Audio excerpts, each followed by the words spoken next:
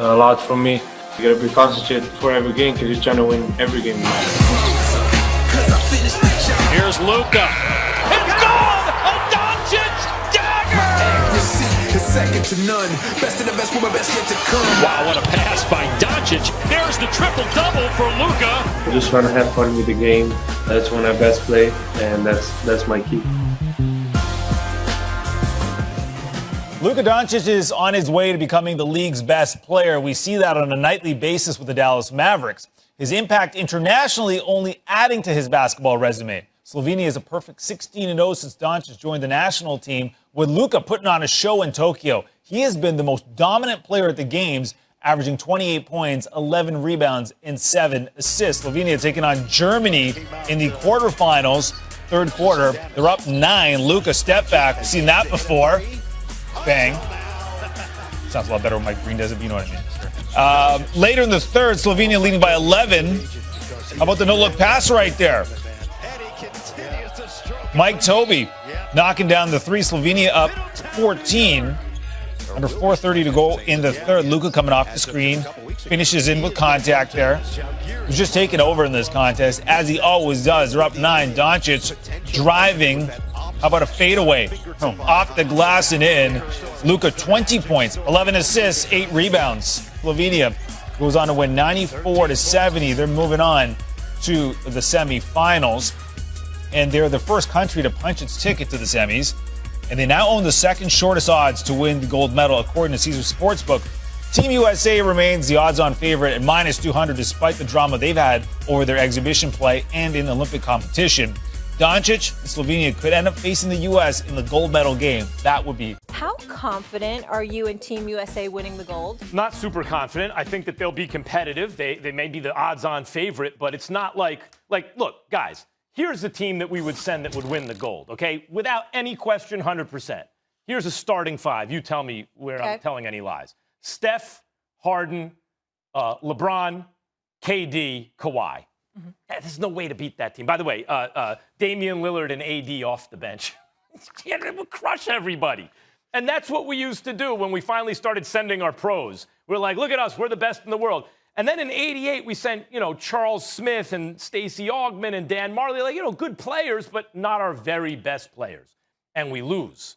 Then we got serious and made a dream team. And then again in '04, Okafor and Steph Marbury and Sean Marion, nice players, but in their day they were good, but that wasn't our best squad, and we lose. Now, I get it. Guys are aging. They've played for Team USA a lot. They want to rest. I'm not saying, hey, LeBron, you need to play. I get it. But this is what happens when you start sending your kind of third-tier team. You could wind up losing. This is the kind of team that can lose in the Olympics. Well, it could lose, but am I confident they will not lose? Yes, I think they'll win. But I will say this. Listen, I'm very fond. I like Kevin Love, but what is he doing on this team? He played 25 games last year.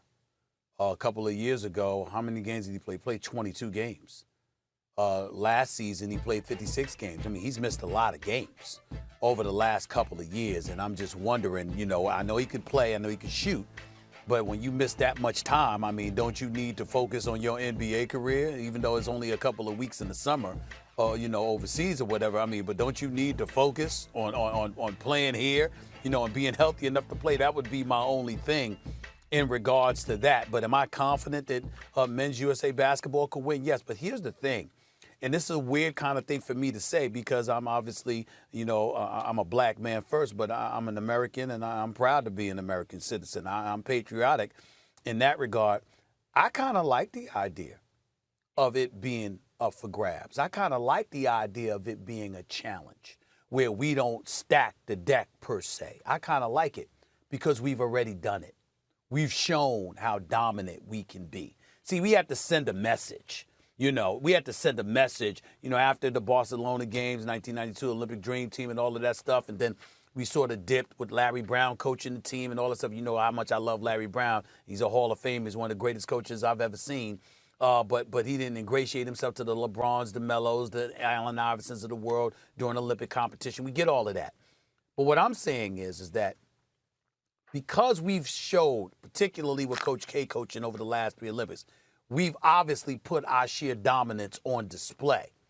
I have no problem with it being up for grabs with some of the secondary stars or even lesser in the NBA representing Team USA and going and competing against teams in Europe, because we already know, the world knows, if we send our best, there's no competition.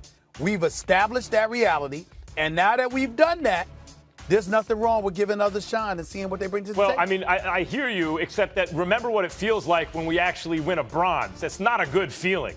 You know, then it's like, that's why everyone plays. After we win a bronze, that's why we send a sick all-star, all-time dream team's killer squad, because we're like, oh, wait a minute. We thought we wanted it to be closer, but nah, we're not taking bronze, and we crush everyone. But once we did it, though, and what I'm trying to say, Max, is that if we've done destroyed everybody and we've sent the message emphatically, if we send our best, you know you can't mess with them. You know, there's nothing wrong after you send that message to now take some secondary dudes and say, well, we think we could beat you with that too.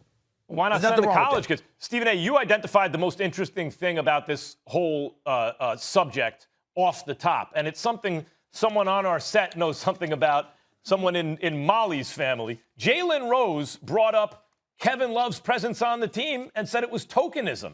That's like, you know, it's not just like, why is he playing? Of course it's tokenism. Of course it is. Why? How else could Kevin Love, who has not played it, Kevin Love used to be an excellent, excellent player. A multiple-time All-Star, max contract player, 25-12, best player on a team that made or a 500 team in a vicious Western Conference.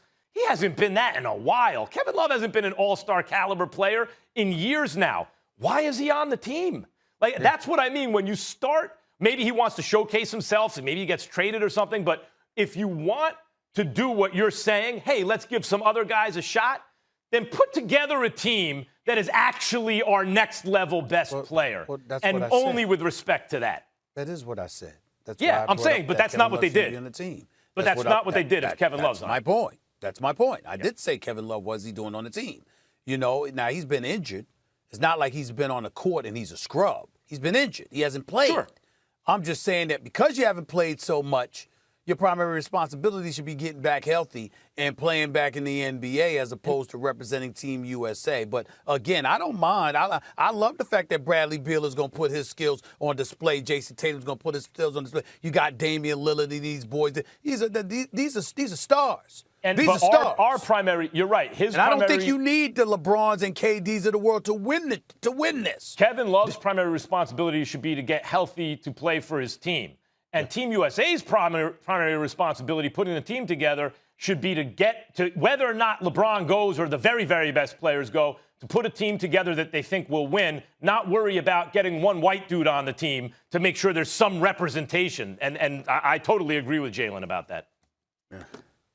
They might get their butts kicked down low, too. That's what I'm intrigued by Team USA as well, because we don't have any bigs, really. Bam Adebayo is not that big. Draymond Green is not a true big. Now, these are elite defenders. They can do some things. But them big boys in Europe, they put that meat, Jokic. They put that pork on them and lean on them a little bit. It might be a little bit different. Now, you got three-point shooters on this team to match the three-point shooters that are out there in Europe, and they can wreak havoc, and I get that. But size could be a factor, and I'm intrigued by what I'm going to see from Team